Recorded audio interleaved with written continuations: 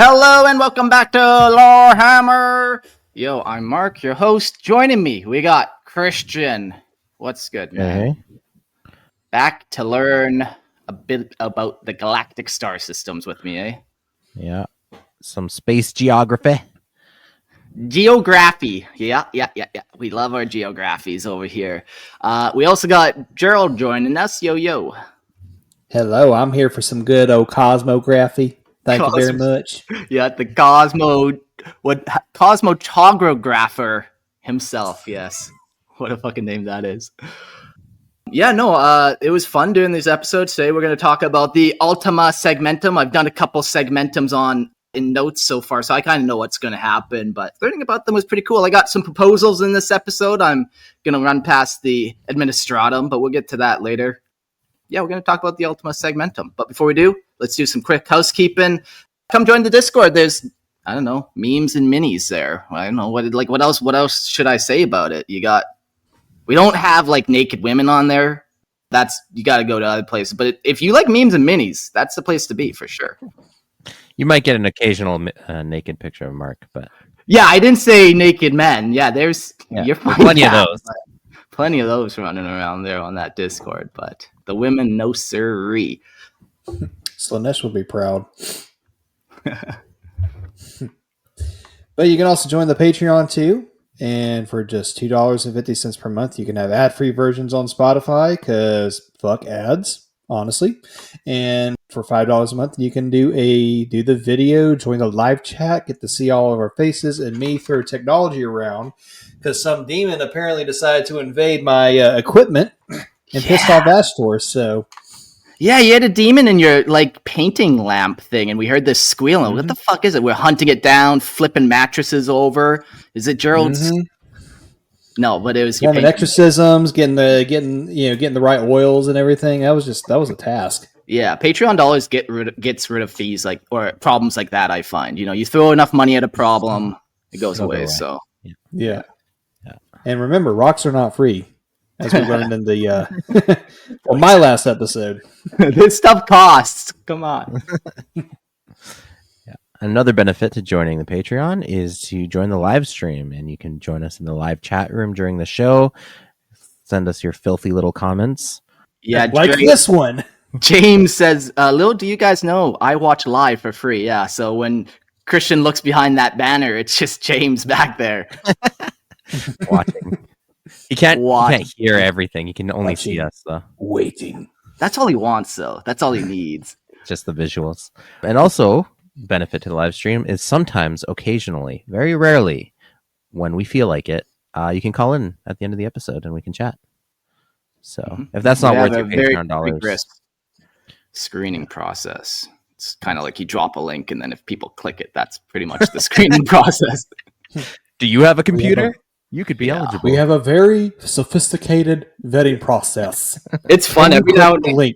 Every now and again I drop a different link in there too, like the virus links, and really just cause chaos that people won't ever even know about. So come join the live streams. It's fun. Yeah, let's talk about the Ultima Segmentum. So this episode we're going to go over a couple things. We're going to do a little recap on the Segmentum Majoris. I think I just have a quote because it was super cool, and we've gone over it, but we'll do it again because there's a fun quote about that. And then we'll get into the Ultima Segmentum itself, starting with the Great Rift, which leads to the question of, I got to steal Logan's joke there of redistricting. We got to do we got to redistrict this galaxy? The Great Rift ripped it in half. So we're going to talk about how I would redraw it, and we'll see if you guys agree. And then we will go into the Segmentum Fortress and the Battle Fleet Ultima. And then we will get into the captor sector of Baal or Baal, I guess, depending on how you want to piss people off by saying it. And then my proposed capital sector for the south side of the Rift. And I won't, you got to wait to hear what I propose there.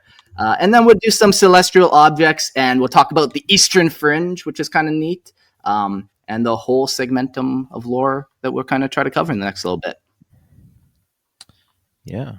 Some say the Ultima Segmentum is the best segmentum. People like me. Mm-hmm, mm-hmm. Yeah, what came first? Like, did Gilliman name the Ultramarines the Ultima Segmentum? Like, where did this start? You know, is this the chicken and the egg of naming? What was the Ultramarines' names during the before the legions found their Primarchs? Did they have a different name? Because you could probably answer that question. So. I'm googling it real quick, but Yeah. oh, the war name. No, The never Warborn. mind. No. Sorry. That was a quick AI thing, and that just doesn't. You think that's right? Sounds right to me. Yeah. Okay. You know, these Google nowadays, you can't trust it. It pulls up an AI bot. And speaking from experience with those things, you can't trust them as far as you can lick them. So whatever, fuck them. I don't know. I can look pretty good. Yeah. Okay. Well, while you search that, we can get started here. Yeah. All right. The Ultima Segmentum. Segmente Majoris. Actually, do you want to read this quote, Mark, or Gerald, who has a beautiful reading voice? Yeah, Gerald, do it. He did it last time. Okay. Is this the one I did it before? This looks like it. Yeah. I'll just use my same Gandalf voice. And henceforth be it known that the Imperium shall be divided into 5 fleet zones to be known as Segmente Majoris. These shall each have a segmentum fortress, from whence the orders of his glorious magnificence the Emperor shall be enacted. Imperialis command, decoratum, shall reside in each and with just duty be issued over the realms within their boundaries. For the segmentum solar, this shall be Mars, world of the Adeptus Mechanicus, and this segment shall extend about Mars. In the north of our most majestic domain shall be segmentum obscurus, being in fiefdom to the world of Cipramundi. To the south it shall make segmentum tempestus, with overlordship residing with the planetary estates of the hereditary Baccha. To the west shall be segmentum pacificus, under the auspices of the lords of Hydrafer. The most turbulent east, a region of much strife and dissension, and of many lost worlds, shall have its overlordship known as the Ultima Segmentum, and its guarantor of safety shall be on the planetary governor Car Janash. The segment fortress of the Imperial official of the Administratum shall be known as the Master of the Segmentum Solar. Lastly, the region of the Segmentum Pacificus and the Master of the Ultima Segmentum. In this the Emperor is most benevolent, and thus shall the Emperor's charges be authority over such domains and reside with those who have the faith and temperament to dictate to the will of those others and take from them that which is the Emperor's due. Imperial Decree M31. Yeah, that's a lot of words. I love your voice. You know, I don't want to take away anything from it because I kind of was. What do you take away from all that? There's a bunch of words and names and stuff, but we'll get into it now. Basically that whole quote will give you all the segmentums and their names. It'll give you segmentum fortresses, locations, all those kind of fun little details in there. You know, and then you can click those fun little links and you learn a little bit more about them. But I like how they describe to you the different lords and stuff that will be in charge of each one. Slightly disappointed with all the Segmente Majoris. I never saw where the Labia Majoris is. I've been looking at it forever. I hear the capital world is called Clitoris. Oh yeah, cooking with that joke, man. I've been sitting on it for a while. Yeah, man, that's so unexpected from you. I love that. Oh my God. Okay, clip it. Lupa call, clip it. No. Also, just to confirm, the Ultramarines' old name was the Warborn. So cool. Okay. All right.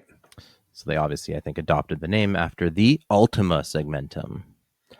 The Segmentum Ultima, sanctified by the Emperor's will, yet cursed by its distance from Holy Terra, sprawls eastward across the galaxy.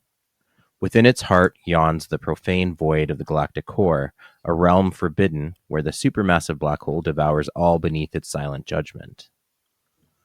The fortress world Car Duneash shields Ultima, consecrated as bastion and shipyard of the Imperial Navy. Here, beneath banners of the Aquila, officers are forged through pain and prayer, while Dominator-class cruisers are raised as steel testaments to the Emperor's wrath. Largest of the sacred segmenta, Ultima bears the Emperor's dominion upon more worlds than any other, though each teeters on the edge of damnation. Here lies Ultramar, the fortress realm of the sons of Guilliman, guardians of Imperial order. Beyond its border festers the eastern fringe, where the Astronomicon's divine flame burns faint and faltering. In this benighted dark rise orc empires, heretic corsairs, and apostate Tau, and the blasphemous swarms of the Tyranids, each a scourge upon mankind's ordained dominion. Since the Great Rift's unholy sundering, half of Ultima has been cast into the Imperium Nilius. There the Astronomican's radiance is veiled, and billions wander blind, their only hope to endure is in faith. That event in silence, and the Emperor's light shall yet guide his loyal servants. Baal, the blood-soaked bastion of the noble blood angels, from this crucible arose Commander Dante, whose burden of command now marks him as Lord Regent of the Dark Imperium. Just kind of giving you an idea of where the Ultima Segmentum is. It's interesting because in the first episode where we talked about this, Mark mentioned that the entire map is kind of offset. It's centered on Terra, not on the actual galactic center. So this is actually where you'll find the true center, the supermassive black hole at the center of the galaxy. And then from there eastward, it expands out as the biggest of the segmenta. It actually covers almost a quarter of the galaxy just by itself. Wow. Yeah, easily, if not more. Yeah, it's weird because they're not drawn in perfect shapes, but yeah, it's huge. Yeah. Mm-hmm. It's so big that the light of the Astronomicon doesn't reach the far side of the galaxy, and that's where we get the eastern fringe, where Xenos can live in peace. I wouldn't call it peace. No, the Ultra Boys show up. But yeah, that's why you have Tau, you have the Tyranid invasion coming to the galaxy from that corner of the galaxy, and then Orc empires in that distance. Yeah. So very cool. Yeah, and then the other thing, the Ultima Segmentum's so big, so you can break it down too into north and south, which we'll get into. But the Great Rift has kind of done that itself. And, we got on the one side, we got Ultramarines, and on the other side, we got, and so much more, obviously. And then on the other side, we got the Blood Angels and Baal and Dante. Yep. And speaking of the Great Rift, I got this little section right here that talks about it. The birth of the Great Rift tore reality asunder, sundering the Imperium and casting the Segmentum Solar into a nightmarish divide. One half of the Emperor's domain remains bathed in the Astronomicon's holy radiance, its fleet and navigators still able to ply the stars by his divine beacon. The other half lies smothered in the unnatural dark, where the light of Terra falters, and every voyage is a prayer whispered into the abyss. For those upon the far side, every day is lived beneath the shadow of damnation, their cries for salvation swallowed by the warp's hollowing void. Across this sundering expanse, desperate pioneers and sanctioned navigators have clawed new routes through the shifting madness of the rift. These passages, fickle and perilous, promise fleeting lifelines to the Imperium Nihilus, yet they are unstable and treacherous, closing as swiftly as they open, betraying whole fleets to the warp. Thus, though tenuous bridges of faith and steel reach across the chasm, the truth remains unaltered. Nihilus is abandoned to its isolation, left to endure in silence and terror, cut from the Emperor's gaze. In this age of twilight, the Imperium turns to its greatest champions, Reboot Guilliman, risen from legend, rules from Ultramar as the Lord Commander of the Imperium, striving to uphold what order may yet be preserved. Yet even he cannot span the gulf of the rift. Thus, on the far side, duty falls to Commander Dante of the Blood Angels, crowned Lord Regent of the Dark Imperium. He bears the unbearable burden of guiding the lost half of mankind. Upon Baal, scarred and ashen, his throne stands as a beacon of mortal faith, fragile against the endless dark, yet unyielding in service to the Emperor. Yeah, so, man, I've said it before and I'll say it again. I love the Great Rift. I feel like a lot of IPs threaten to rip the galaxy in half. They'll write storylines, but they never will do it. But 40K finally did it. It took them 25 years, but they ripped the galaxy in half. And I love it, man. And now we got a whole bunch of new things to play with, where we got the Dark Imperium with Commander Dante. And I love that, like, we just did the Blood Angels episode, and in that we learned about Sanguinius being, like, kind of the figurehead, kind of a spiritual, like, leader for maybe not a spiritual leader, but, like, the icon of the Imperium during the Great Crusade. So I like, too, that now we're in 40k times, Commander Dante of the Blood Angels has taken that kind of, like, that heroic, iconic kind of leadership role again. It wasn't just passed on to, like, the Salamanders or some other random founding. I find it kind of funny how, like, the quote I read at the very beginning was the declaration when they were splitting the galaxy into the segmentums. Like, they specifically avoided naming any Space Marine homeworld to serve as, like, the main capital or fortress, but yet now we have Gilman back as the Lord Regent on one side, and Dante as the Lord Commander on the other side. Yeah, we're just setting up for Heresy 2.0. It's fine. I mean, the Primarchs are coming back piecemeal. Might as well. Yeah. Yeah, that is fun. Yeah, I do like the two characters that we got set up. In the chat, people are kind of fun, given that they're guessing the Ultramarines pre-name. Blueberries, no, that's not it. Raspberry, girly man, nope. No, that's no. Yeah. But we got now kind of the galaxy is kind of naturally redrawn itself now with the Great Rift. So here's my proposal to you guys and the Administratums listening as well there. We need to redraw the segmentums. We need to add 2 more. So we got the original 5. I would list them, but that's just going to boggle our brain again. But we need to add 2 more. Basically, we're going to add an Ultima Nihilist segmenta and Segmentum Obscura Nihilist. So basically, where the Rift broke the galaxy in half, it only cut 2 segmentums in half. So we're basically making the Nihilist segmentum, and then the lowest segmentum is just holding the regular name. So within the labyrinth halls of the Administratum, hushed voices have dared to consider a redivision of the Administratum's realm, or the Emperor's realm, a cartographer of necessity wrought by the wound of the Great Rift. Some propose that the northern galactic reaches of the Segmentum Obscurus be sundered into north-north and south-north, or Segmentum Nihilist Obscurus and Segmentum Obscurus, while the vast Ultima Segmentum to the east be cleaved into northeast and southeast, or Nihilist Ultima Nihilist. Wow, even just saying it all back to back is like, holy whoa. Tripping myself up. It's fun. Ultima Nihilist Segmentum and Ultima Segmentum. The imagined borders are not drawn by mortals' will, but by the abyss itself, the gaping scar of the rift cutting the galaxy like a judgment made manifest. Yet such discourse is perilous, for to redraw the Imperium is to acknowledge a fracture. A truth many would consider or consign to silence rather than admit that half of mankind lies forsaken in darkness. You've talked before, Christian, about like the Roman Empire and kind of how this happened to them at some point, where half of it kind of got cut off. Maybe you could expand on that a little bit. Yeah, actually, I was going to bring that up again. I said this a long time back when the nihilist thing first happened. I thought this is the direction they were going to go with 40k, since it's like informed by history or history adjacent, I guess.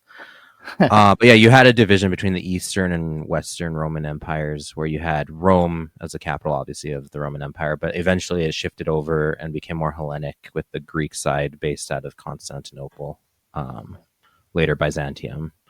And became like the Byzantium half of the empire.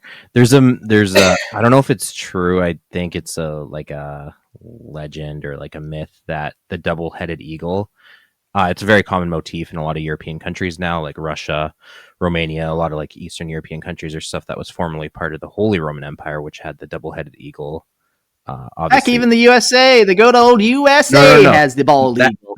But double-headed eagle specifically, though. Okay. We don't have a double-headed eagle. Yeah, like Rome had the one head, and then allegedly Byzantium was the second head. I don't know that that's true because the Okay. double-headed eagle motif is actually older than Byzantium and Rome. But whether or not that's true, the idea is like two capitals. In 40K, Yeah. obviously, the two capitals are Terra and Mars. But yeah, little side. But Yeah, so then like my thought is like if we're just teasing, what could happen? Like what happens once they kind of fracture like that? Do they eventually go to war? It just kind of degrades slowly? yeah, like the Latin side will collapse first, invaded by barbarians or orcs, Okay. which would actually be officially like Rome. So that'd be like the Terra side would fall, Huh. and then the Mhm. Nihilist side actually becomes the dominant faction if they Interesting. followed Yeah, 'cause that. But I Well, don't think that's where they're going. Yeah. well, no, but Because like, okay, sorry, Jared, go. the eastern half of the empire lasted until like 1453 when the Ottomans took it too. So Yeah. it carried on for a good bit. Into like the Crusades. And yeah. Yeah, and up until then, they always considered themselves Roman. They weren't necessarily called the Byzantine Empire in its time. They were very Hellenized, though. They Yeah. So going off that kind of thought of like the Rome side actually falls first, and if we flip that into 40K, like, hey, we know what's coming. The Tyranids are coming. They're coming for Terra. They're on like that southeast side of the galaxy. I don't think they're as prominent on the north side of the rift. There are Tyranid fleets up there, but I feel like, yeah, okay, if we're going with that, Tyranids, it's been stated they're going for Terra now, like, whatever that really means. But yeah, fun little thoughts. Yeah, it could be. Like I said, so many years later, it's very obviously that's not where they're going with this. That was my hope. I will propose a couple of alternative names though for your nihilist halves of your redivisions or redistricting. Yes, okay. Just because Ultima and then Ultima Nihilus is just not very different enough. It doesn't logically compute. Yeah. You could have the meta segmentum, which is beyond. It means beyond in Greek, which Ultima means the furthest point, so it'd be beyond the furthest point. So the meta segmentum. Okay. And then this one's kind of lame, but I kind of like it. But the Atlantic segmentum, because the Pacific is segmentum, so you need the Atlantic. Yeah. But that one I don't know if I like as much. Hear me out. Yeah. Okay, Atlantic, Atlantis, Lost City. You could have a planet that was lost or the lost side of the Imperium. There we go. Am I winning you over? It's all coming together. We're just playing 7 degrees of Kevin Bacon here, where we can connect anything, I feel like. Yeah. I like the meta one. So then the other one would be Segmentum Obscurus Meta. Does that work? No, I would kind of too. You think? Do the Northern Ultima half because meta is beyond Ultima, so it'd be Ultima Segmentum, and then the northern half would be the meta Segmentum. Yeah. So then for the Ultima Obscurus, what would how would you divide that one? Ultima Obscurus. Yeah. Or Segmentum. So that's then. Oh yeah, sorry, the Segmentum Obscurus. Yeah, that's the one that I would do the Atlantic or Atlanticus Segmentum because then it's also close to the Pacificus Segmentum too. Okay. Yeah, so I see. Yeah. Let me know in the chat, send me an email. It's jamesconflates@gmail.com. Throw it right in the trash. Yeah. What do you think of that, Gerald? Do you like those? I'm undecided. Okay. Yeah. I went with Nihilist, just seemed easy. Yeah. Simple enough. Yeah. But. All right. Well, we'll go on to the Imperium Nihilist. The Imperium Nihilist, cast adrift on the northern side of the Great Rift, is a fractured half of the Imperium, where light, order, and reinforcement from Terra can no longer reach. Within Segmentum Obscurus Nihilist, the ruinous wound of the Eye of Terror spreads its corruption unchecked, while shattered bastions like the ruins of Cadia stand as grim monuments to the lost defenses. To the east, the Ultima Nihilist Segmentum suffers no less, with worlds left isolated and besieged, their faith and resolve the only barriers against alien marauders, and the ceaseless tide of chaos. Across both regions, the war rages on, and while they can no longer rely on the Imperium, they too will fight the dying of the light side by side. Nice. Kind of going back to what you were saying about like, okay, where would we go with this? I don't think that Terra should fall on this one side. I think an interesting take would Unless be it's by the Grey Knight's hands, but that's a different of course. story. Yes. But something that could be an interesting take would be to move one half of the galaxy into more of like a broken down version of the Imperium, because obviously it would be the nihilist side. And they could reflect kind of like a dark age of Europe, where like things are even more disjointed than what the Imperium looks like now. There's a lot more like marauding bands of like chaos and things in between little bastions of like order. And then on the opposite side of the galaxy, with the Primarchs returning, you kind of get them back on this like, not a great crusade, but like back to normal Imperium, almost like a 30k Imperium, where things are a lot more functional and ordered and governed well, and not as corrupted and falling apart. And that way, you could have like the two contrasting sides of the Imperium. Yeah. Okay, that is fun, and then like you kind of get to very different vibes almost. I think 40k needs almost like the less grim dark place, which could be that place with the Primarchs there. It is that order, you can bring 13-year-old kids into that area safely. You know what I mean? Yeah. Where then you go onto the north side and then you can have some 30-year-old, adult conversations about what kind of shit's happening up there. That's our I don't mind that. That's fun. That's where Slandash. I like the idea of that. Yeah, you got the noble bright. You got the noble bright Primarchs like Gilliman, maybe the Lion to have your better, your more kid friendly stories and whatnot. Yeah. And then you can always have crossover. Like, it's not like they can't cross, but it's tough. It's not something that's happening regularly or often. So then you can still move around into both, keep a foot in both worlds if you wanted to, or your chapter Marines can go between or whatever else. You could launch crusades into the dark and stuff like that. I've talked about how splitting 40k, they should have split 40k at 8th edition into like 45k, brought the Primarchs back. It's kind of like a different setting. Like then you have 30k, 40k, and 45k. But this, I kind of like this because it does that same thing where you get that noble bright, kind of a very different vibe. Very cool. Okay. So as we go through the Segmentum, we've mentioned that there's Segmentum fortresses and Segmentum fleets. So the first thing I did was, where is that Segmentum fortress? And it was, in fact, on the north side of the Great Rift. So on the Ultima Nihilist Segmentum, the Ultima Meta Segmentum, and this is called Car Dunnish. Car Dunnish is an Imperial bastion world, the fortress stronghold of the Ultima Segmentum.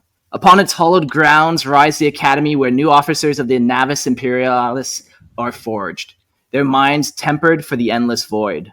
Above its vast orbital shipyards birthed the Iron Leviathans war, Dominator-class destroyers, vessels wrought to burn the galaxy's heretics and Xenos. In the era Indomitus, as Primarch Reboot Gilliman rose from deathless legend, and the Great Rift split the stars, Car Dunnish found itself stranded within the Imperial Nihilus, cut off from Terra's guiding light. Worse still, its borders bleed perilously near encroaching Tau Fifth Sphere, whose blasphemous reach claws ever closer. To shield the sacred warplanes to this fortress world, the Emperor's armies bled in the Kalanath expanse, their sacrifice ensuring Car Dunnish endures as a beacon of defiance in the endless night. Cool. For a world that important, I'm surprised we don't know much. We don't know much about it. I've never heard of it before. And then I quickly checked the lexicon page while you're reading, and they don't have a lot of information on it. Like, it's not really well developed. Yeah. I'm trying to find a Google image for it just for the sake of the viewers, but I can't find anything concrete. Yeah, well, it's tough to look past that, the Great Rift. It's hard to see on that side of the galaxy what's going on. We don't really know, I guess. Where on the other side of the galaxy, that we need to redistrict. I'm going with the whole redistricting concept. If we got that as the Segmentum fortress on the north, on the south we need a Segmentum fortress because it's not protecting each other. It's up there. It's gone. It's lost to the Imperium in my mind. I've given up hope. But I nominate McCraig as the Ultima Segmentum's new capital their Segmentum fortress. So McCraig is an Imperial world, a bastion of civilization on the southern reaches of the Eastern Fringe. Within the Ultima Segmentum, it serves as the ancestral homeworld of the Ultramarines chapter and their capital of their dominion, the realm of Ultramar. Through the cradle of order and loyalty, the planet itself is harsh and unforgiving. Its surface dominated by jagged mountains and barren uplands that make up more than 3/4 of the land. Few dare to dwell among the inhospitable heights, save for the fortress of Hera, the indomitable citadel of the Ultramarines, perched upon the craggy peak and shielded by impervious mountains that surround it. Yeah, so I think, that makes sense to make that the fortress. It survived a Tyranid assault at one point. Now it's got Reboot Gilliman living there. That makes sense. Capital of Ultramar, the 500 worlds. Yeah, I'm actually surprised it wasn't always their fortress. It goes back to the question I asked earlier about, they specifically avoided Space Marine homeworlds. Yeah, and I wonder, maybe we need to find when that segmentums were broken up, if it was like the Emperor is charting out into space, or if it's 200 years into the Great Crusade. Do they know about these Primarch's homeworlds at this point? Right. But I guess if they're naming stuff all the way across the galaxy, they've been there, they know about it. Mm-hmm. Huh. Okay. These are the questions. Maybe it was just part of the plan for... Because the Emperor's original plan was to not have the Primarchs of the Space Marines take control. He was going to give the Imperium back to humanity. Yeah. So. Yeah. That makes sense. Yeah, I do like that it's not always like, oh, the Ultramarines are they both rule their own segment of space. They have their 500 worlds, and they're the fortress capital of an entire segmentum. Okay. Not even Matt Ward would be that bold. Oh man, so you guys aren't vibing with that choice. I fucked up. No. I like it after this cataclysm happens. It makes sense that's where they would go. I'm just saying I'm surprised prior to this that wasn't already the case. But I do like that was the case. Yeah, no, we're good. We're good. My laptop out the window. As it is now, that's a good idea. Okay. So going a little deeper into McCraig, the Fortress of Hera. Yes. So the Fortress of Hera. It is a monument to the might and discipline of the Ultramarines. Rising from the valley of Laponus beside the roaring cataract of Hera's fall, it was wrought by the hands of Primarch Reboot Gilliman in the age of the Great Crusade and stands as a marvel of martial architecture. Towering golden domes, slender glass walkways, and silver steel buttresses combine with vast dome citadels to create a fortress that is both cathedral and arsenal. Graceful balconies overlook the jagged peaks, while each spire and dome embodies the chapter's devotion to the Emperor, a beacon of light against the eternal darkness that encroaches upon Ultramar's borders. Yeah, cool. Got a little more details there of kind of a place. That place gets wrecked a few times, I think. We talked about them fighting off a Tyranid High Fleet there. They also fought off the 13th Black Crusade there. During Gulliman's resurrection, they're literally fighting in the halls of the fortress. Yeah. I love that. I love that some of these places get so close and destroyed, and over 10,000 years it gets, rebuilt, and fun. Just built on skulls and bones, man, of centuries, millennia. That is the Imperium. All right. Let's talk a little bit about Battlefleet Ultima. Battlefleet Ultima is the steel fist of the Ultima Segmentum, a vast armada of the Imperial Navy tasked with defending thousands of star systems from Xenos, heretic, and warp-born threats.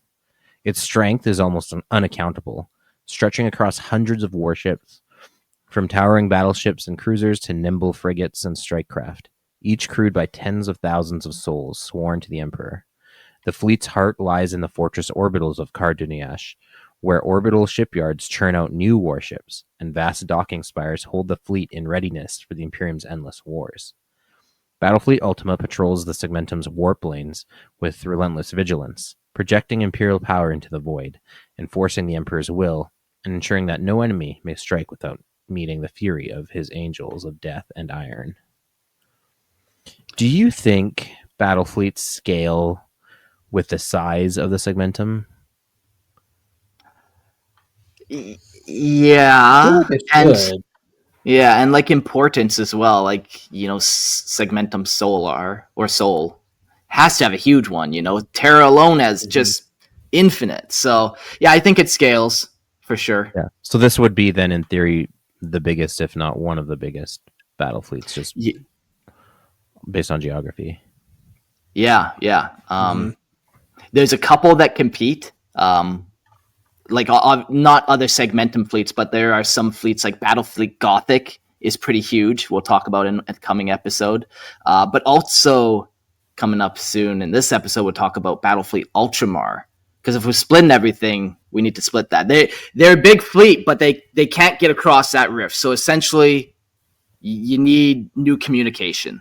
Because it's not just you can't get across it. You can't get messages across it. You can't get communication. Yeah. And when you say can't, to be clear, very limited. It's possible, but very difficult. You don't place bets on it for sure. You know, you don't run an empire on it.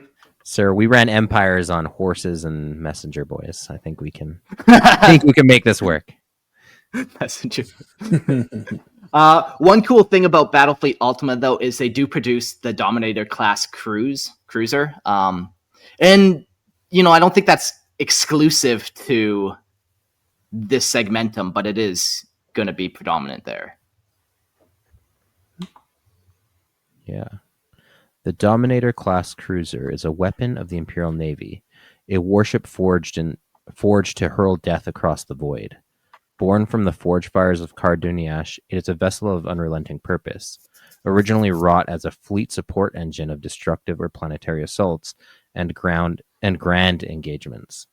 Its design was to stand aloof from the melee, its colossal Nova cannon rending the enemy from leagues away, turning hostile fleets and heretic worlds alike into ruins before the charge was sounded.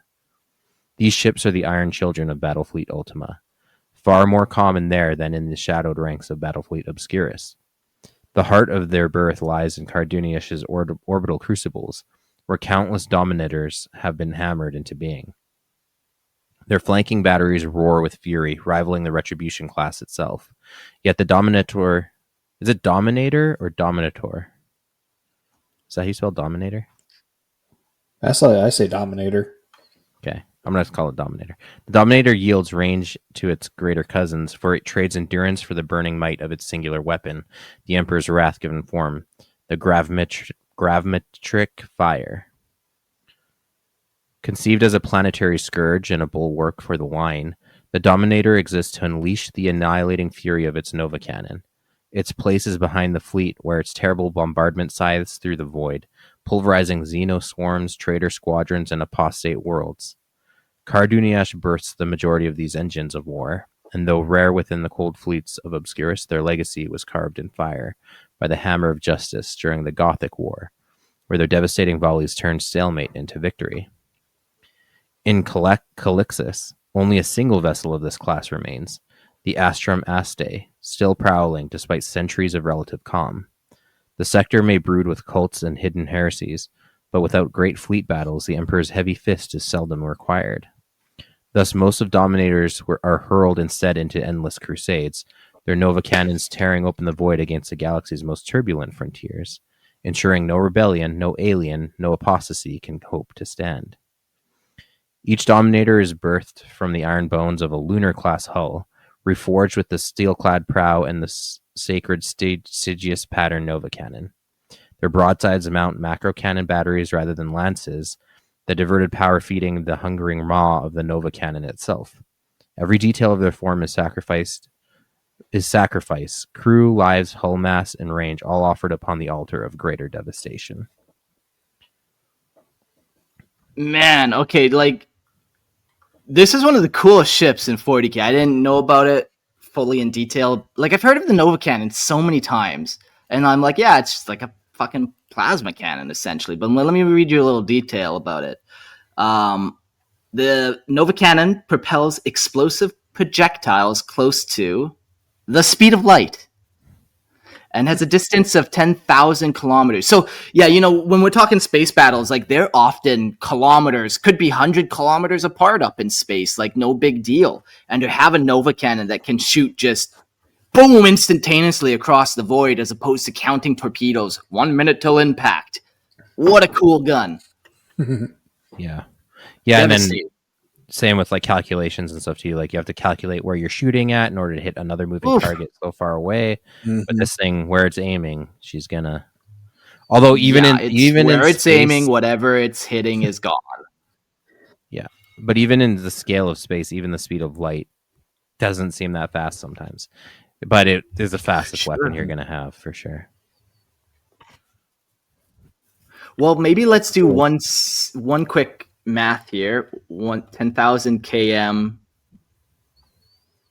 into the speed of light. Like, how long does it take for it to go 1 km? Oh man, that's a lot of calculations it's giving me. That's too much math. Just give me the fucking answer. 0.0003356 seconds it takes to like cross that 10k. So that seems wild, man. Like, I don't know if they would go much outside that 10k range, but like, I don't know enough about space combat. I haven't done it. I haven't been to space. What are you talking? We've all been to space. We're in space right now. Yes. We're just a blue marble screaming across the infinite cosmos that is the void. Oh, god damn, I didn't know that. Fuck. Yeah. Nova Cannons are sweet. Yeah. Some other interesting facts about them is that they're 5 kilometers long, the ship itself, and has a crew of 95,000 souls. So she's a big gal. 95,000 heroes in my mind. Yeah. So, pretty cool fleet. So on the southern half of the rift, I nominate Battlefleet Ultramar, which is different than the Ultramarines strike cruisers and like their chapter fleet. Like, we have the 500 worlds, and the Fleet Ultramar actually protects these 500 worlds.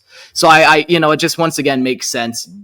You just keep going with it. It's already such an established empire. Keep laying it on. So Battlefleet Ultramar, on the southern side of the Great Rift, the Imperium relies heavily on the might of Battlefleet Ultramar, anchored in the bastion realms of Macragge and the wider realm of Ultramar. Unlike Cardunish, an ancient Segmentum fortress steeped in millennia of Imperial tradition, the Southern Fleet's strength is drawn from Guilliman's realm, its fortress worlds, and the formidable shipyards scattered across Ultramar's systems. The fleet is not only supplied and repaired at Macragg's orbital docks, but also draws support from allied forge worlds such as Connor, whose shipyards are famed for turning out entire squadrons of escort craft and strike cruisers. Battlefleet Ultramar is less centralized than its northern counterpart, existing on a loose but resilient network of fleet bases spread across Ultramar's many fortified worlds. This redundancy was a deliberate design by Guilliman, ensuring that no single loss would cripple the fleet. While Cardunish guards the Rift's northern divide, the Ultramarines' docks and star fortresses serve as the southern anchor of the Imperial strength, forming a shield of void steel against the endless tide of Xenos heretics and demons. Yeah, pretty good nomination, man. They got 500 worlds. They have at least 500 ships, then, I would assume. Quick math. Yeah, it makes sense. Like we were saying before, like, it is the next viable group. Yeah. It is cool that they have like a whole fleet like this there. Once again, I learned so much just doing episode notes myself, where the deeper you dive, you're like, oh shit, there's a whole fleet, or like mercantile fleets. Technically, all these segmentums have their own mercantile fleets as well as the like actual battle aspect. So Lots of moving pieces. Oh yeah, like chapter serfs are like the unsung heroes of the of any functioning Space Marine chapter. So show them a little bit of love now. Come on. But now we go from Battlefleet Ultramar to the Ultima Nihilist Segmentum. Yeah, so we're going back, or we're going to the north side of the rift. So we've kind of covered the south a little bit, but we're jumping up north. Wasn't there like a theoretical, like the Nachman Gauntlet was like on the far western side of the rift? That's like the one choke point you can get from point A to point B. I think wasn't there like a theoretical one near Ultramar? I don't know if that's near Ultramar. I'm just kind of googling it now, but or like that section of the rift. I should probably clarify. Yeah, and then we also have the Tau where they have their like Startide Nexus, which is more of like a wormhole, and that goes from the south to the north as well. So if the Imperium recaptured that, because you don't need to be Tau to use that thing. Fair point. So there's a couple ways back and forth. Yeah. I like Alpha Primus' comment here, is most scientists rip on space combat in sci-fi settings for not being realistic. Huh. Yeah, Interesting. Very true. Very true.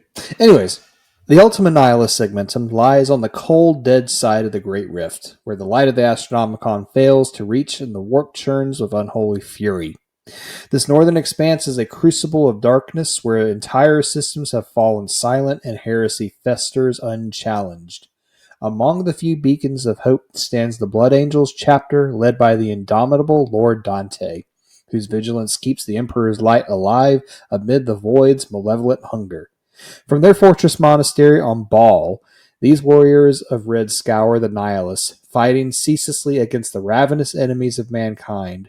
Imperium Nihilus itself, as the Emperor's most distant front, is a testament to human endurance, a realm where sacrifice is absolute and heroism is measured in countless acts of blood and fire.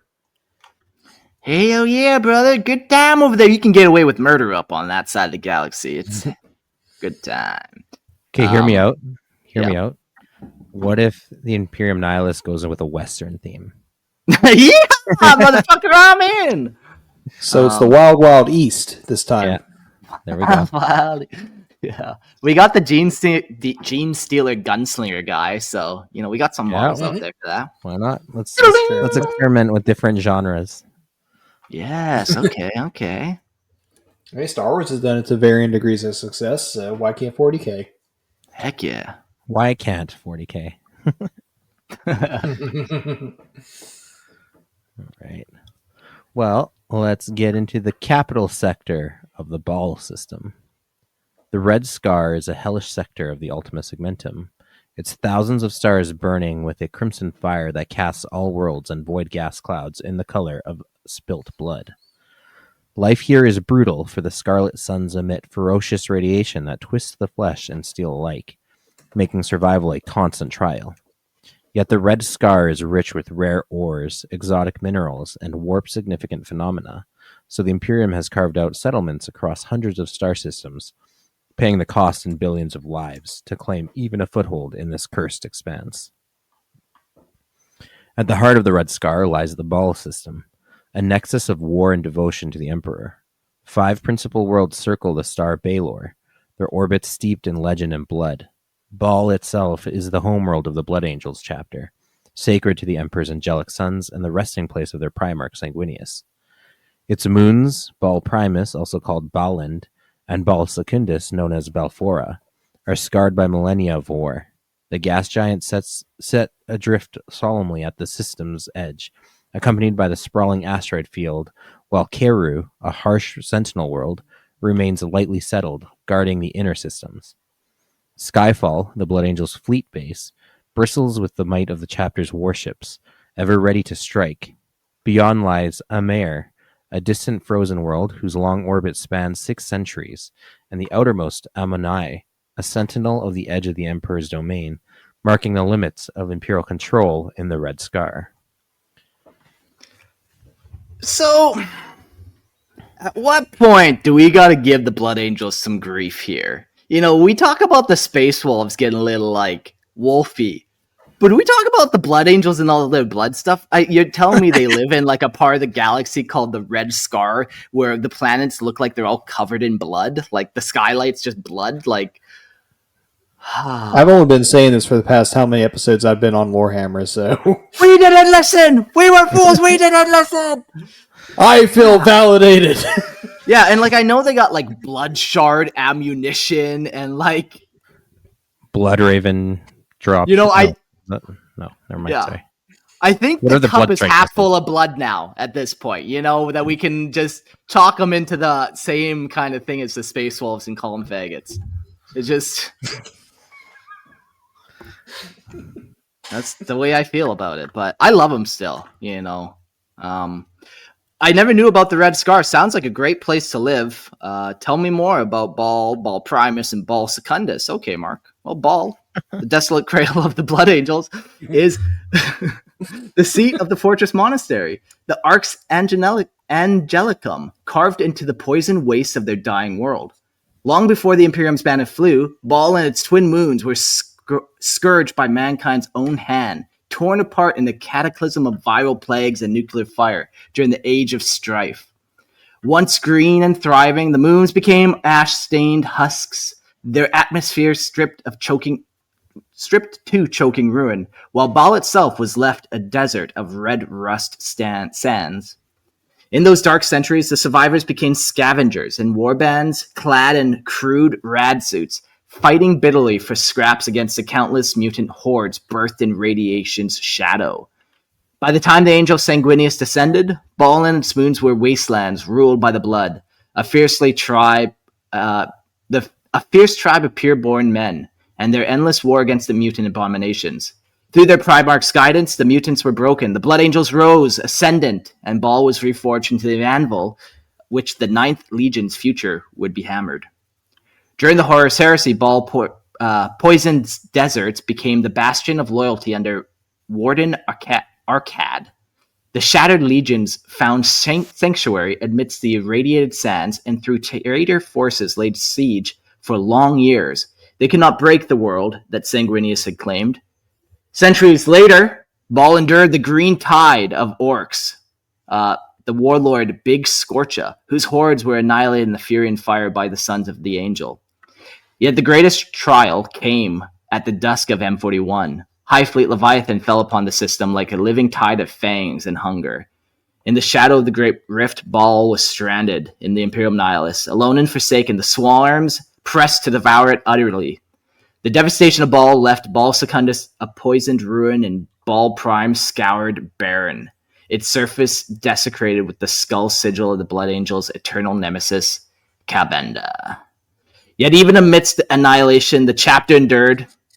That's a whole story we'll get into at one point here. When the Indominus Crusade broke through, Gilliman himself brought fire and steel to Baal, reforging the chapter with Primaris reinforcements. The demon's mark was erased in orbital bombardment. Its blasphemous purge in holy fire and Baal, though scarred, bleeding, and forever haunted, remains a citadel of defiance at the edge of the galaxy drowning in the night.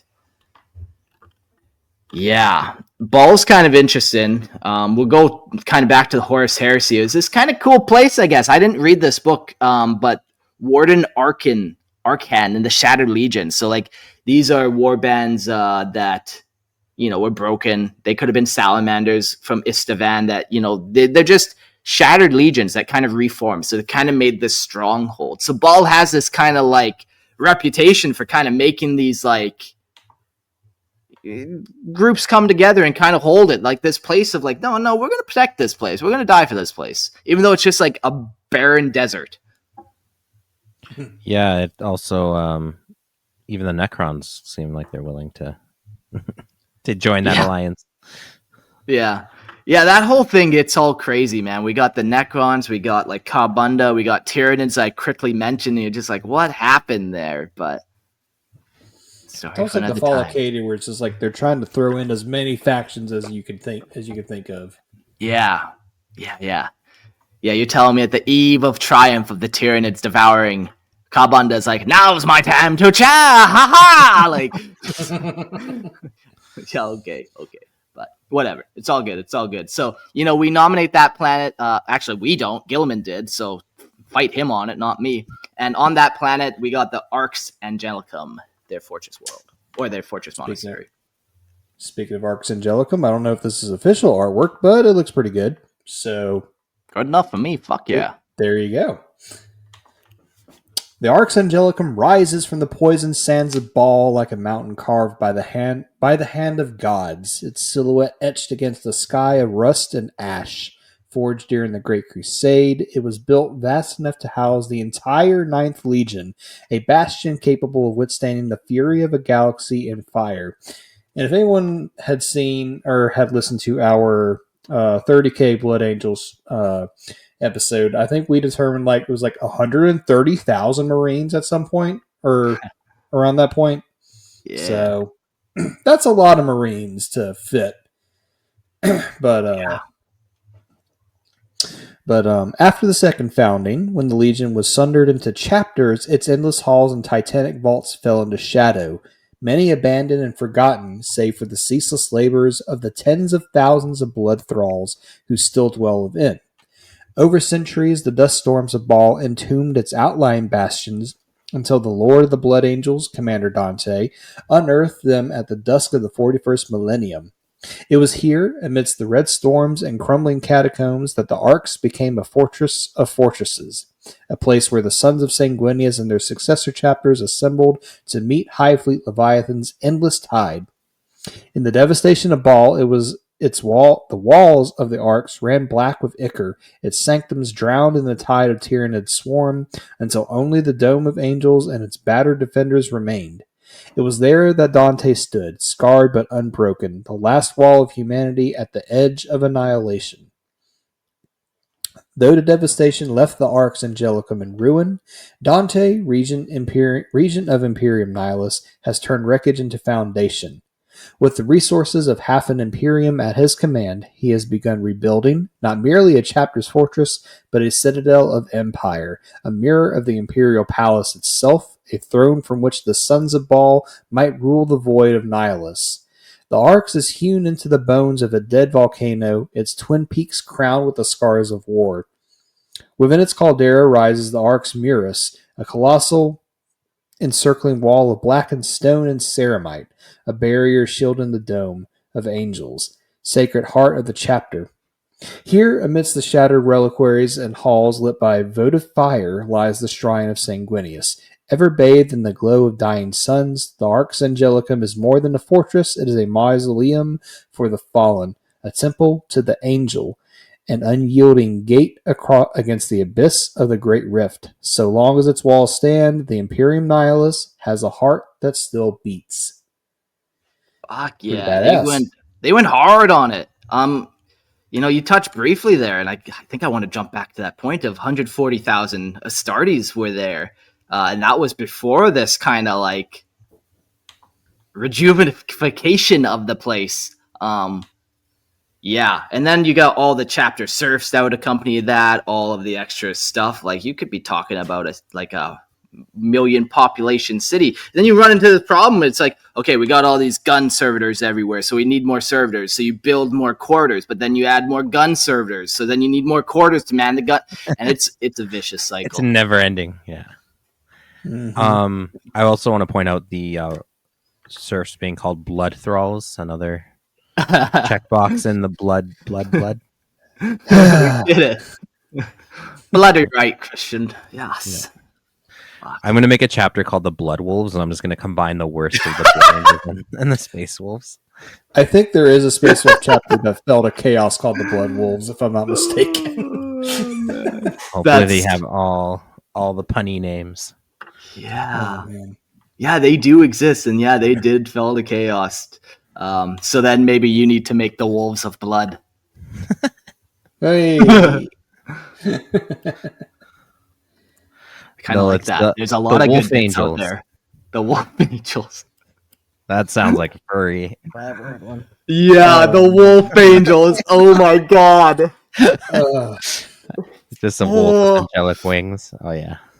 I'm cooking with gasoline. Yeah, man. Yikes. Okay, give me a month to develop this. I'll come back. I'll check in. Oh Lord. In the meantime, let's go over to Skyfall. I believe that's James Bond's home, if I'm not mistaken. Skyfall is no mere starport. It is a world unto itself, a fortress cathedral adrift in the black. The colossal planetoid station, built upon an ultra-scale framework, serves as both sanctuary and war arsenal for the Sons of Baal. Across its surface, the etched star map of the Imperium burns with the argent lumen, a sacred chart of mankind's dominion. Even as the galaxy crumbles into night, rising above it, dwarfing mountains, stands the Angel, a statue 20 miles in height, its sword alone 7 miles long, raised heavenward like a defiant blade against the void. Command of this hallowed bastion falls to the Blood Angel's 8th captain, known across the Imperium Nihilus as the Lord of Skyfall. In the wake of the devastation of Baal, Skyfall... Now that is James Bond, isn't it? Yeah. Okay. Absolutely. Okay. Well, I'm going to go dig into the chapter records and see what this dude's name is. 8th captain has to be Jameis Bondus. James Bond. Okay, I'm on Ella. In the wake of the devastation of Baal, Skyfall was reforged, not merely restored, but remade into the crown jewel of the Baal system, an anchor of hope in a sea of shadow. Now, as Dante labors to forge Baal into the capital of the Imperium Nihilus, Skyfall has become its beating heart. Thousands of jetties lance outward like the arms of a star-forged leviathan, each docking with fleets of warships, pilgrim convoys, and crusade flotillas that gather at the Angel's call. Here, tech priests from distant Forge worlds swarm like ants over steel titans, tending to reactors, refueling leviathans, and rearming vessels for eternal war. The forges of Skyfall thunder with industry, birthing vessels of battle as easily as they mend the broken. It was in these sanctified docks that the battle barge Baal's Fury was wrought, one of countless warships destined to carry the wrath of the Blood Angels into the abyss. More than a starport, Skyfall is a fortress realm, a symbol carved in adamantine and light, proclaiming that even in the darkest half of the galaxy, the sons of Sanguinius will not yield. Fucking died. Yeah, I love that this mirrors the Imperium now so perfectly with like Terra and the Phalanx, and you got Baal and Skyfall, and both of them need these like shitty dead worlds that like humanity's just clinging to. Yes, humanity would never fight over a desert forever. That doesn't sound like oh yes. We're not. That's where we're gonna stop right there. Do you think that giant angel statue you can actually like go inside of it, or if it's just like solid all the way through? Yeah, like carved from one piece of metal or something crazy like that. Yeah. Ooh. Yeah. The things what's the tourism like in 40K? I mean, I know terrorism's booming, but but tourism. No, but you kind of say that as a joke, but pilgrimage is like a big thing. Yeah, like, I suppose. Terra what is it, Ophelia or something OPH. Yeah. The capital of the ecclesiarchy. And then you have like Baal, like you have these places where pilgrims do go and like venerate. So I'm sure there is something akin to tourism there. Mm-hmm. Yeah. A lot of shrine worlds kind of act as like a sites of pilgrimage. Yeah. Okay. Yeah. Well. Yeah. What would you rather have? Like you go into the head of Skyfall, or like they shoot you into this like little drone that like takes you around the statue? You know. Well, would you rather look at it, or from it? I think it's cooler to look at it. I mean, space looks the same from any angle. Yeah. Okay. Yeah. So then maybe like wherever like the command places close to that, you can have like a viewing dock, whatever. Yeah, I was just thinking for functionality though. Like you put that much effort into such a massive statue, and that's it. It's just carved out of stone, like. Or does it actually have a purpose? Is it like a command center? Are there like little people inside, like in the head doing like operations or something? Yeah. Is it just a giant battering ram spike? Maybe. That is the Imperium's secret weapon. They're going to launch that thing into the Eye of Terror. Plug it right next up. Blackstone. Yeah. Oh man. Oh, that's funny. Okay, so yeah, that makes sense for that side. Gilliman decreed it. All that's very cool. I went to some of the other chapter worlds, and kind of just got the vibe of it. And like, you can go to Nocturne with the salamanders, and it's just not the same like fortress, same like grandeur. Like most of the other ones are either on the south side or they just weren't that same overpowering awe. So yeah, now we jump to the south side, the Ultima Segmentum. To the south of the rift, the Ultima Segmentum remains a bastion of stability, dominated by the realm of Ultramar and the indomitable Ultramarines chapter. Here, the light of the Astronomicon shines clearly upon the orderly systems where law, loyalty, and martial honor are enshrined. From Macragge and the Fortress of Hera, the Ultramarines extend the Emperor's will, their fleets and warriors standing as the hammer of righteousness against the Xenos traitor and heretic alike. The southern Ultima Segmentum is a realm of heroic vigilance where civilizations persist and the disciplined armies of Gilliman's sons enforce the Imperium's dominion, even as the shadow of the Great Rift looms ever nearer. So, the non-canon capital sector obviously has to be the realm of Ultramar. Ultramar is the feudal dominion of the Ultramarines chapter, a bastion of order and martial prowess within the greater Imperium of humanity. Its world are exempt from imperial ties, instead offering their wealth, resources, and manpower directly to sustain the chapters of the Emperor's Angels of Death. The rules of each world are feudal lords sworn in service to the chapter masters of the Ultramarines. For this reason, the leader of the Ultramarines carries both title Lord of Ultramar and Lord of Macragge, wielding the full authority and obligations and solemn duties such noble station demands. Like all worlds in the Imperium, each planet raises forces to defend itself, known collectively as Ultramar Auxilia. Yeah. Unlike most worlds, however, the wealth and discipline of Ultramar ensures that these forces are not only sufficiently for local defense, but form hundreds of regiments capable of serving in the Astra Militarum and the galaxy's deadliest wars. Many of these regiments fight alongside the Ultramarines themselves, while each world provides fresh recruits for the chapter, forging new heroes in the Emperor's service. Across Ultramar, proud citizens point to statues commemorating their sons who serve in the chapter. Among the old noble houses, producing a space marine or even the master of the chapter. It is a mark of prestige that echoes across generations, bringing honor, renown, and enduring legacy. Ultramar is divided into 5 regions called Tetrarchs, each under the oversight of a tetrarch appointed by Boot Gilliman himself. Each region maintains a capital world, though all recognize the ultimate sovereignty of Macragge.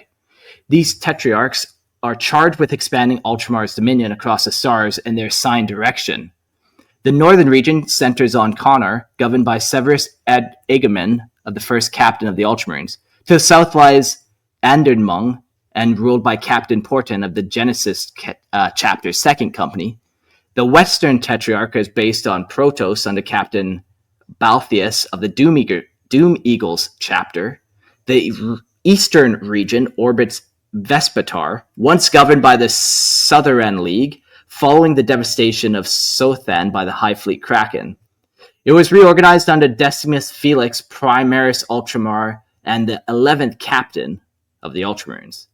The central region remains under Macragge itself, overseen by Chapter Marinius Calgar, encompassing the core star systems of Ultramar, save those within the northern Tetrarch's remit.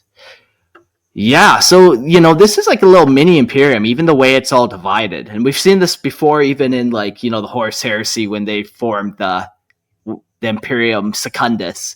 But this is like a little mini Imperium, even how it's broken down into these 5 different areas with 5 fortresses in each, and yeah. If the system works, why break it? Yeah, I guess. It is cool too that like the Ultramarines play such a leadership role, lord role. Like feudal is not a level of technology; it's like it's a system of rule, Political essentially, where you system. got where you got lords and serfs. And serfs are a little different than slaves, sure. But it's kind of cool that they got this system set up like that. Not all chapters do. And then that they are even willing to share it with, the Doom Eagles and the Genesis chapter. I'm sure many other successor chapters have had a go of this kind of thing. Yeah. Running some of these places.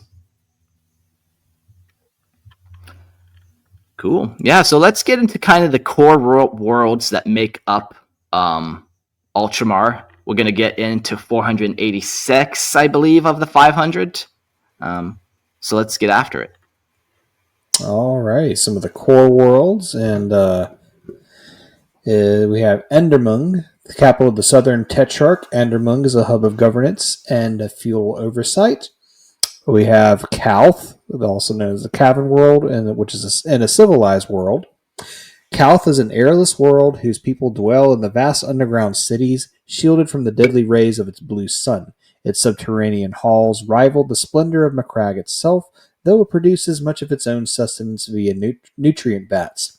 Calth relies heavily on imports from Lax, renowned for its orbital...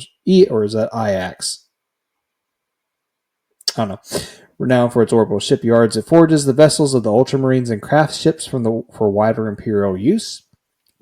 The world was scarred by the Horus Heresy, where the word bearers sought to annihilate the Ultramarines and prevent their aid to Terra. Yeah, Calth is I think the book is called The Mark of Calth, if I'm not mistaken. That is a pretty big Ultramarine goof. And a little bit of a sore spot there for sure. Absolutely, and we can talk about this more when we actually cover the Ultramarines and the Word Bearers. But someone did make an argument that the Word Bearers should be the actual poster boys for the Chaos Space Marines as opposed to Black Legion. But I digress. Yeah, that's a compelling argument, though. Yeah, that would be a fun episode. At the end we can make some stuff like that, some arguments once we've broken down all the prior marks and stuff. Some what ifs, Emperor's Executioners, all those kind of fun things for sure. Oh yeah. We also have Espendor, which is a cardinal world, a distant forested world. Espendor's cities cluster on its western continent. Its inhabitants descend from Macragge explorers stranded during the Age of Strife, live in hardy lives among the untamed wilds. It's the least densely populated world of Ultramar. Kind of makes me think of like a Caliban Light almost. Yeah, a little bit. And then we'll get to the Forge world of the system, Gantz. Gantz is a moon of Connor and is an ancient Forge world producing much of the Ultramarines' arms and armor. It was also home to the Titan Legion, Legio Prestigius, shattered by traitor forces during the Battle of Calth. And then we have the Agri world of Iax, known as the Garden of Ultramar. Iax was a fertile jewel of agriculture. Its fields and woodlands meticulously tended. The planet served as a hospital world during the Plague Wars, but was devastated by the Great Unclean One, Kugath, and the Death Guard virus bombardment, leaving only ruins in its wake. Oh, bummer. I almost found a home for the farmer and his wife. I almost found Not anymore. Official home. Not anymore. Nope. What we do is dirty, but not that kind of dirty, the farmer says. And next up, we have Connor, which we've mentioned a few times already. It's a research station. Connor is a founding world of the Ultramar, historically a forge world of the Adeptus Mechanicus, now designated as a research station. Its moon, Gantz, retains full forge world status. Though independent of the Lord of Ultramar, Connor relies on the Ultramarines for protection, and its manufactoria largely serve the chapter. It is the capital of the Northern Tetrarch. Yeah. And one thing to note, too, these planets are spread out across, they're not in just one solar system. They're we talked about how this is broken into those 5 sectors. They're across all of them. But we will jump to Macragge, In the center, the civilized world of Macragge. It's a fortress world and the home of the Ultramarines, dominated by the rocky uplands and mountains. Its fortress of Hera rises from the craggy peak, and the Temple of Corrections once held the body of Primarch Reboot Guilliman in stasis. The world endured the Tyranid High Fleet behemoth at the Battle of Macragge, and remains the beating heart of the chapter's power. Why is this place the capital world? It doesn't sound like the best, but that's just where Guilliman landed. Yeah. Just them's the rules, guys. Them's the rules. They always land on the shittiest planets, and it's up to them to make them better. Yep. Then we got Paramenio, the training world, dedicated to the recruitment and training of Ultramarines neophytes. Paradanium is a dead world. Once a flourishing world, Paradanium was destroyed by High Fleet Behemoth during the First Tyrannic World, leaving a lifeless bedrock and blasted ruin. Nice. Ooh. Now you just fly past and flick like a penny into the hole of it. Make a wish. Those darn Tyranids. Yeah. Too hungry for their own good. We got a few more planets here. We got Protoss, the capital world of the Western Tetrarch. We also have Talisa Prime, which is a fortress world, a seat of the Inquisition's Ordo Xenos, and the Death Watch, where kill teams drawn from chapters across the Imperium are trained to fight the galaxy's alien horrors. Well, okay, sorry, before we go on, maybe this should be the Segmentum Fortress instead of Macragge. Where it's still part of the Empire, it's still tied in, but now we got the seat of the Inquisitions there. Maybe does that make more sense? They're not really governing, though. Macragge aren't governing. But for the Segmentum Fortress, you don't need to govern. It's more of a security thing. I guess. It almost kind of is weird when you have... It's almost like when you have a state and federal capital in the same province or territory. Why have two when you could have one? But they often do. Yeah. So... Tuck this away, if you like this place, maybe do some more research on it and email me. We'll see. That's an interesting spot with the Inquisition there. It just could be okay. Yeah, and then we also have Talisar, the namesake for the contrast paint Talisar Blue.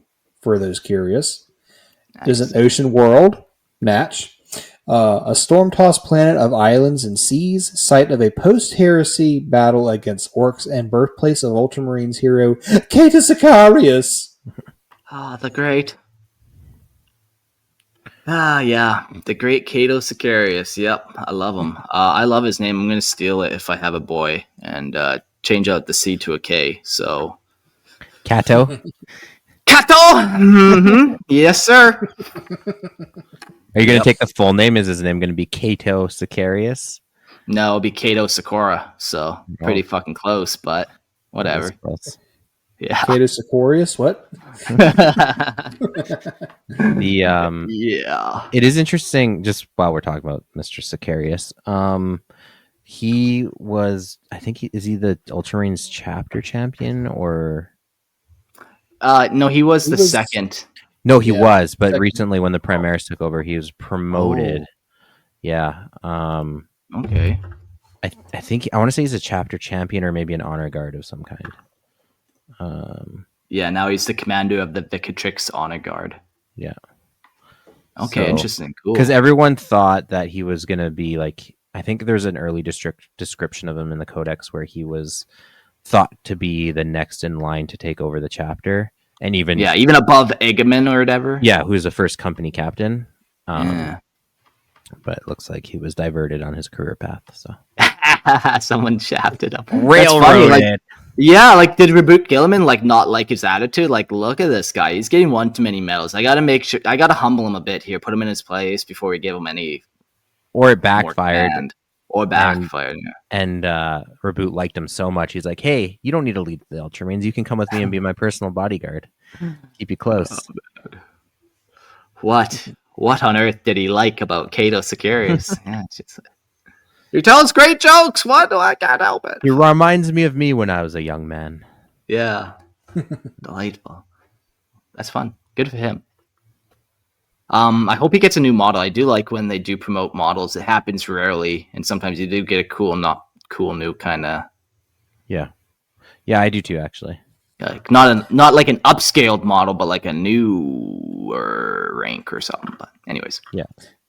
I think there was a rumor at one point in time a couple years ago that he was going to get an updated model, but I don't know, that kind of fell through the cracks, I think. it would be pretty easy to make him. Like we have the Victrix guard, so maybe instead of holding the shield, he's holding his helmet and or something like that. Add on his shoulder pad, a couple little conversions like that. I think you could do it pretty easy. Yeah. That would be sick, honestly. I like it. Oh yeah, Google some pictures there for us, Gerald. If somebody's made that conversion, That's an artwork of him with the Victrix honor guard. I'll look for some conversions. Yeah, cool. That'd be a sick model. Rumor mill. If you will indulge me, Mark, for a moment. Mm-hmm. They're thinking that not Gulliman. Who's the chapter master?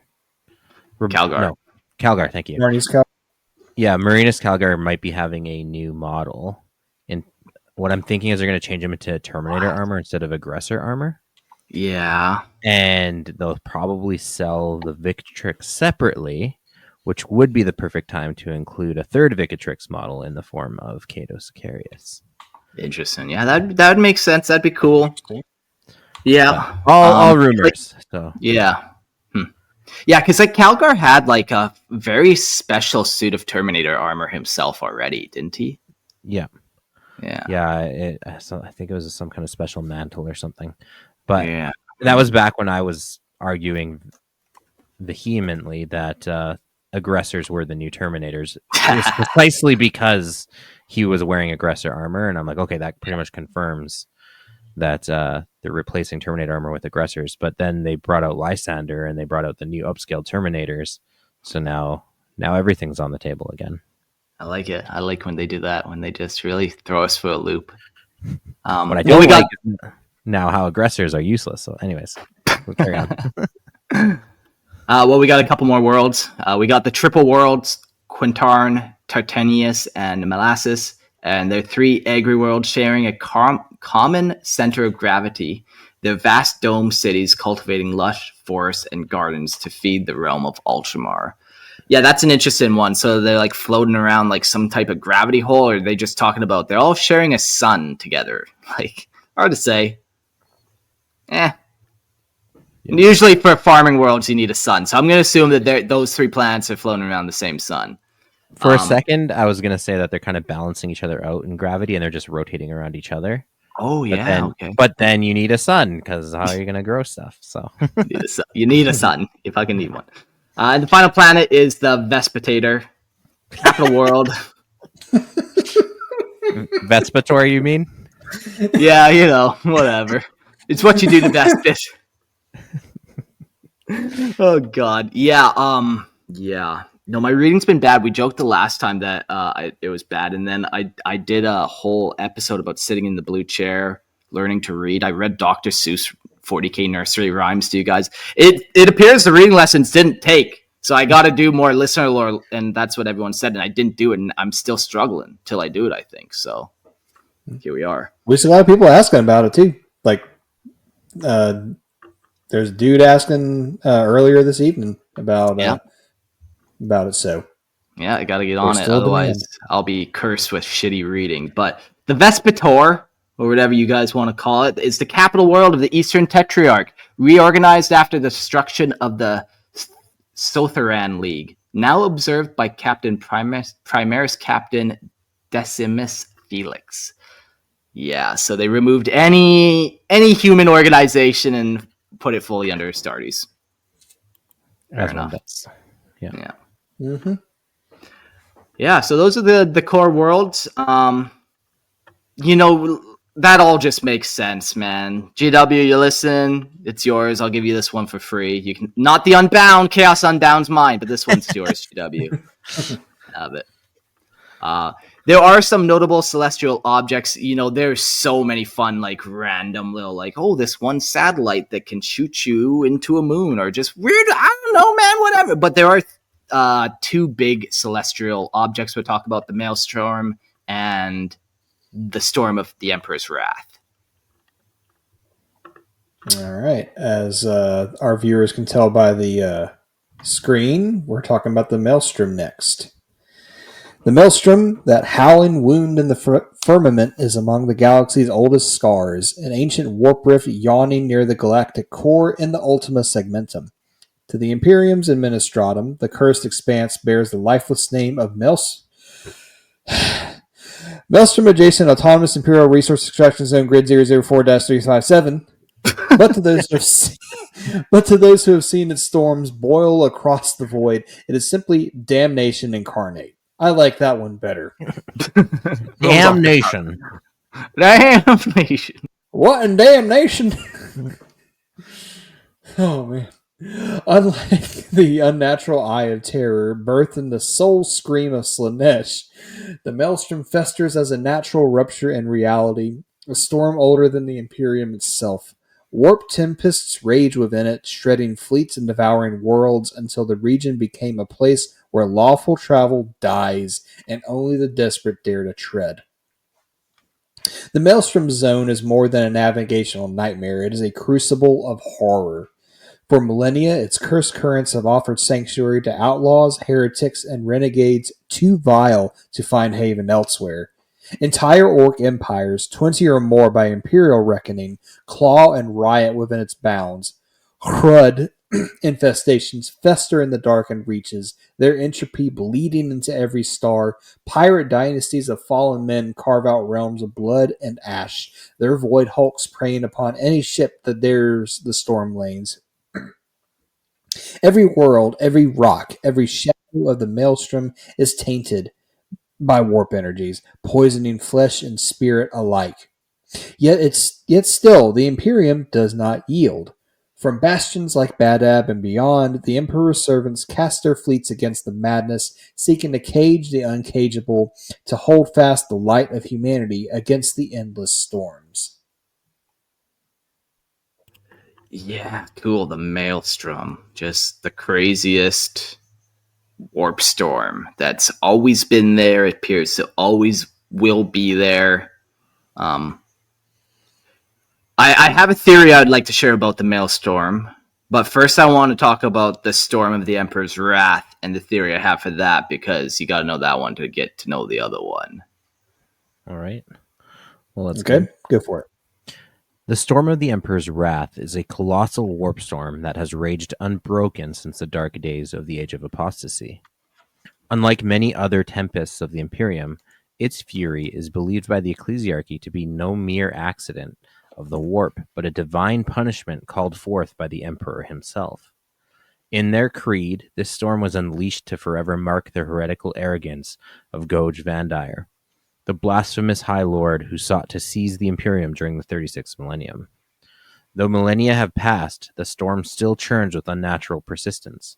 A void of howling madness and sundered stars, its very existence regarded as a holy warning etched across the galaxy. The Emperor's wrath may yet smite those who dare corrupt his throne. Yeah, cool. I like the mythos there of this was done by the Emperor to smite this guy. That's what that's what the ecclesiarchy tells you, at Sunday school. But what about this? What if this is actually the birth of the Emperor as a chaos god? This storm, it's not the biggest in the galaxy, but it's still pretty fucking big. And during this time period, this is when the ecclesiarchy starts to go hard, and it's not that this chaos entity is actually the Emperor. The Emperor's still on the golden throne doing his thing. But if you get enough people, getting in enough frantic devotion to something, boom, did they just create, the fifth chaos god, the Emperor type spirit, I like it as a theoretical. Yes.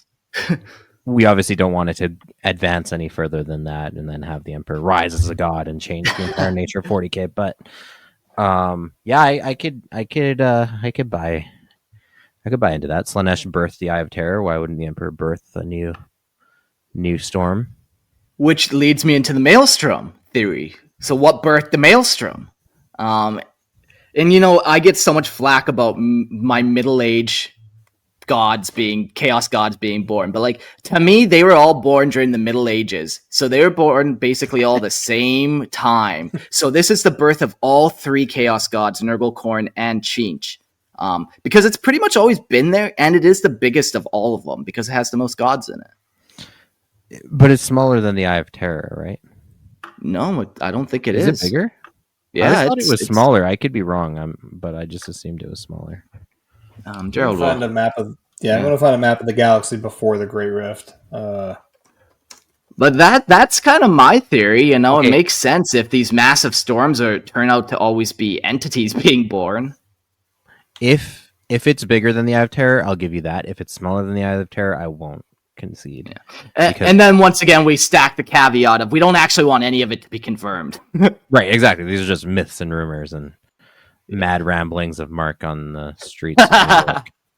Yes, naked, cardboard stein in hand. The end is nigh.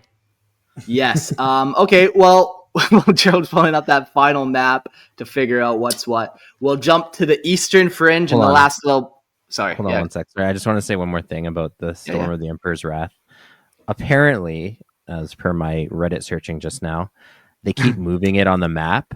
Whenever the GW prints official maps, it keeps moving around. Okay.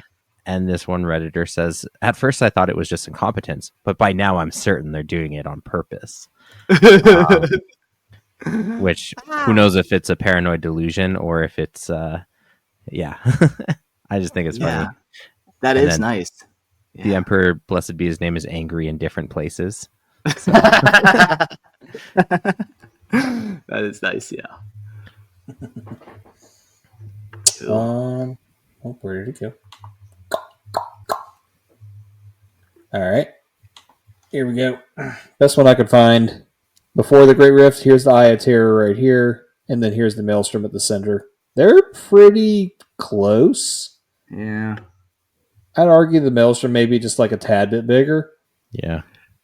All right. Mark, you're winning me over. Yes, I love when that happens. I didn't even have to get to violence. Resort to it. So. My question would be, was it there before? When did they discover the Maelstrom? Like, according to humans, it was always there. Yeah. I wonder if it's something they could have even observed from far away. You don't have to be there to know that it's there. Like, we know there's black holes in places, and we know, like, as soon as humanity could gaze that far into the stars, they could see it, I'm sure. Yeah. Okay. Yeah. I could see that argument. Nice. I love it. All right, well, we'll shift our focus to the Eastern Fringe, and last little bit of our notes here. If anyone's in the call-in show wants to call in, I did drop a link there. If you have your own crazy theory, I suppose now's the chance. The Eastern Fringe is the farthest reach of the galaxy, a desolate frontier that lies beyond the full grasp of the Imperium, and just ripe for cowboys. Though adjacent to the Ultima Segmentum, it is not normally bound within its domain, existing instead as a wild expanse at the very edge of the stars. Here the Astronomican's holy light falters, leaving vast swaths of space in shadow, where Imperial ships sail half-blind, vulnerable to the predations of Xenos and the treachery of the warp. The Eastern Fringe birthed the Tau Empire, a growing power that gnaws at the Imperium's borders, and a whisper speaking of the ancient Necron Sotek dynasty stirring upon its worlds. Their tomb legends rising to reclaim their tomb worlds rising to reclaim what was once theirs. Scattered across the void lie forgotten and isolated human colonies, some clinging to Imperial ways, others sunk into barbarism and heresy, while untold Xenos empires thrive hidden and largely unknown. To the Imperium, the Eastern Fringe is both opportunity and doom, A frontier where expansion meets annihilation and where the very voyage into the dark risks awakening powers best left buried. Yeah, the Eastern Fringe. You just go so far, you don't even see the Emperor anymore. You're cold, you're lonely. It's not good there. You get a bunch of cool stuff like the Halo stars and the Ghoul stars in this area, and just like all types of weird anomalies that you just can't really even get to. Yeah. Cool stuff. Yeah. Well, that was our journey into the Ultima Segmentum. There's maybe I'll drop some polls. I think my big question is, what planet do we nominate officially as the Fortress Segmentum for the south side? Is it going to be McCraig, or is it going to be Teleresa Prime with the Inquisition homeworld? So maybe we'll make a poll. You guys can work that out. We'll email that off to the administration and get it all sorted out. Cool. Any other thoughts you guys had? Just a quick factoid about the Storm of the Emperor's Wrath. That storm wiped out the Fraterus Templar when Goj Van Dyer took over them, which we didn't mention.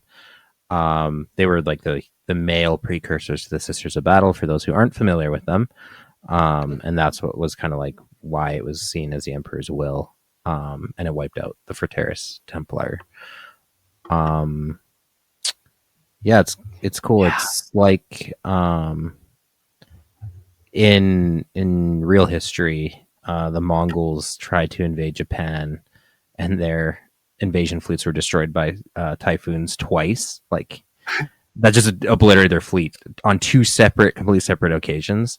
And then that's what led to the Japanese coming up with the term kamikaze, which means divine wind. Like it's their gods protecting them and destroying their enemy fleets. And I think there might be some similarity there where like a divine storm wipes out their enemies. Yeah. But I didn't know that's what kamikaze meant. Yeah. It also means a guy who's about to mess up your ship, but that was much later. Yeah. I did look at, James Bondius, if he was the 8th Company captain. He sadly was not. Sometimes they're called the Blood Hades, and sometimes they're called the Blood Blades. But either way, it's so bad. Yeah. Either way, they're led by Captain Zed Reneliel. I'll put in the chat here, and maybe one of you guys can say that name a little bit better. But it looks pretty angel-like to me, that name. So, yeah, I think, Christian, drop all your projects that you're doing and work on the Wolves of Blood. No, sorry. The Angel Wolves. Angel Wolves, yeah. Wolf Angels or Angel Wolves, which has a better Wolf Angels, I think. Yeah, I think it has to be Wolf Angels. All right, I'll get right on that. It's glorious, man. There's just so many bits you could use. I know. Oh, man. And do you make wolves with angel wings on them? Like these weird, like... Yeah, fuck yeah. Like little baby servitor things with... Why not, man? It's the Imperium. Why? No one's gonna bat an eye. Sir, why does that wolf... Why did you stitch wings to your dog's back? We're the angel wolves. The wolves of angel. Yeah, fucking hell. Okay, well, one last thought. What's the high gothic name for that? Wolfus Analus? Anus. Oh, God. Yeah, okay. I'll make the rules. I just abide by them and expand. Cool. That was a fun episode, boys. Who would have known we could have learned so much about the Ultima Segmentum? We got coming episodes. We're going to dive into the 3 that we haven't done and kind of carry on this vibe and just kind of tear apart the galaxy, see what we find. So see you all on the next one. If you want to come listen to me on Lorehammer Listen to Lore podcast, I think I owe 5 episodes. I got to get my reading back on point. I got to either, I don't know, start taking enhancing drugs or something, but we got to get it back on point. So come check me out on Lorehammer Listen to Lore. Yeah, and if you like the world of Star Wars, come check myself out and Jordan on the Star Lores podcast, where we explore the galaxy far, far away. And if you like a more localized fantasy setting, come to the Grimlore podcast and hear us talk about Warhammer Fantasy and some Age of Sigmar. So nice. I love it. All right. See you all in the next episode.